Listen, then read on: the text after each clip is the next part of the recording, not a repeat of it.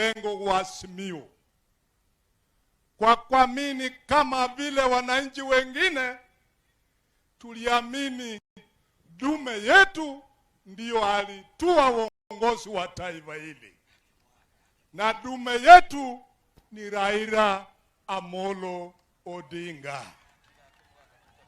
akiwa pamoja na Kalonzo Musyoka, Martha Karua.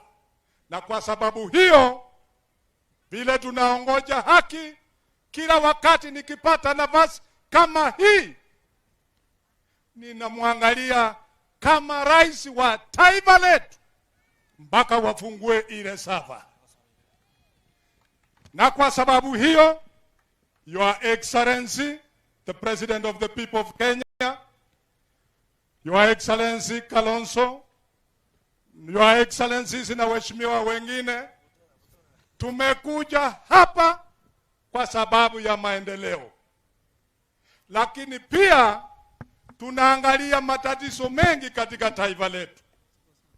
Kwa sababu hiyo, tunakupa mkono Your Excellency, sukumana na hii serikali mpaka haki ya wananchi ipatikane. Haki ya hali ya maisha, haki ya uongozi bora, na ndio maendeleo ipatikane kwa wanyonge katika taifa hili.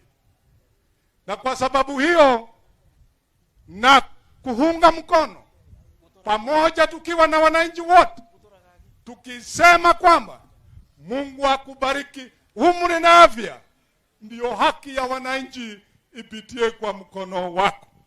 May God help you as we prepare to help the people for Machoge.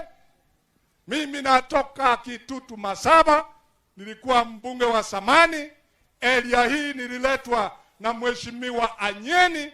Nimekuja kati yenu kama rafiki, na nimekuja na contribution ya kusaidia kujenga shule hii tukiwa pamoja na viongozi wenu. Asante sana. Mpigie makofi Timothy Bosire.